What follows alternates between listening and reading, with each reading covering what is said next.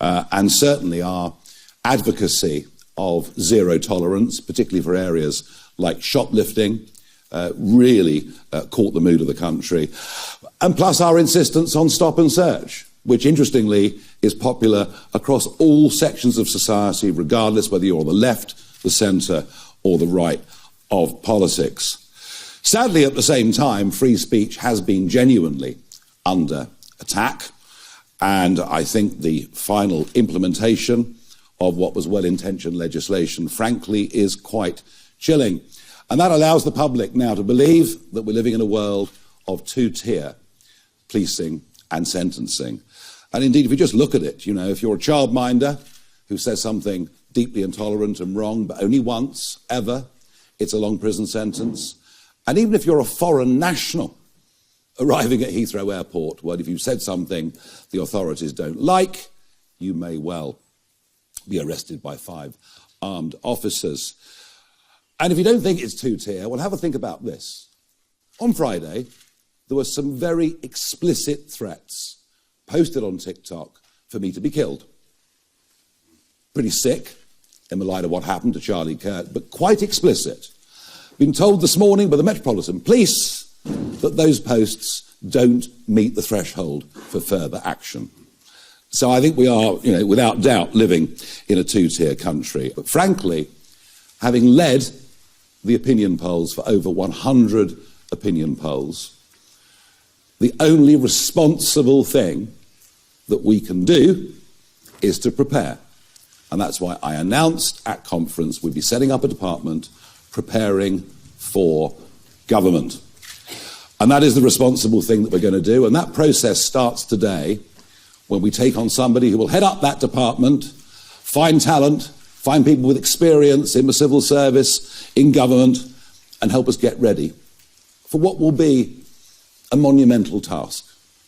Radical change in a country like this is not easy, but it's necessary, because if it's not done, many of us believe this country will be well and truly sunk. So the man that has been given the job, this enormous responsibility, is a Member of Parliament for East Wiltshire. His name is Danny Kruger, and he joins me, I hope he does, on the stage now.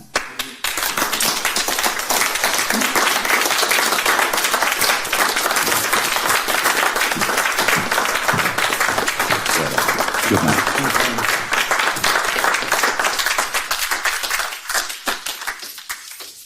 Thank you very much indeed, Nigel. Good to see you all. I have been variously a member, an activist, an employee of the Conservative Party for over 20 years. And I have many friends in the party, many good and decent people, which is why it is so personally painful for me to be doing what I'm doing today. There have been moments when I've been very proud to belong to the Tory party. In 2010, I was inspired by the big society, by schools reform and welfare reform. I was thrilled by Brexit and by what Boris Johnson pulled off in 2019. But those were exceptions to the rule. The rule of our time in office was failure. Bigger government, social decline, low wages, high taxes, and less of what ordinary people actually wanted. And now our country is entering the most profound set of crises in my lifetime, under a government even worse, far worse, than the one it replaced. Crisis in the economy, crisis at the border, crisis in our streets, crisis in our military, crisis for young people. Yes, we are still a great country, and there are good reasons that so many migrants want to come here. But there are also reasons so many entrepreneurs and young people want to leave. Britain is not broken, but it is badly damaged. And so in this crisis, something's got to give. I hoped after our defeat last year that the Conservative Party would learn the obvious lesson, that the old ways don't work, that centrism is not enough, that real change is needed. But no. We've had a year of stasis and drift and a sham unity that comes from not doing anything bold or difficult or controversial. And the result is in the polls. And those lost voters aren't coming back. And every day more and more people are joining them in deserting the party that has failed. And so this is my tragic conclusion. The Conservative Party is over. Over as a national party. Over as the principal opposition to the left. But I am not despondent, because conservatism is not over. It's never been needed more, and actually it's never been more vibrant. Because the failure of the Conservative Party has created space for an alternative. The flame is passing from one torch to another. The old torch, once so great, is guttering, spluttering, held weakly in uncertain hands. But the new torch is already alight, already brighter than the one it is replacing, held aloft in firm and confident hands. Mr Farage, if I could get your response to the scenes that we saw over the weekend, the marches, the presence of Tommy Robinson, and in particular the comments of Elon Musk, fight or die. What do you make of all of that? As for Saturday, I think the vast majority of people that turned up were good, ordinary, decent people who are very, very concerned about what's happening in this country. I've noticed that the wave of flags that started about 3 weeks ago, going up around the country, far from subsiding, from what I could see this weekend, it's accelerating massively. And it is a collective, two fingers up to a British establishment that they feel utterly betrayed by in every single way. So I fully understand why people would go and march. The comments of Elon Musk you asked me about. Well, Elon and I have a relationship. Wouldn't say a very good one. He's generally rather rude about me, even though I do admire him in many ways. It would be nice to get some clarification of what fight meant in that context. And I'll link it back to something that Danny said earlier. We are radical, but we're not revolutionaries. If the fight that Musk was talking about was about standing up for our rights of free speech, if it was about fighting in elections to overcome the established parties, then that absolutely is the fight that we're in. And the reason you asked the question, I think the context of the way the word was used left a degree of ambiguity.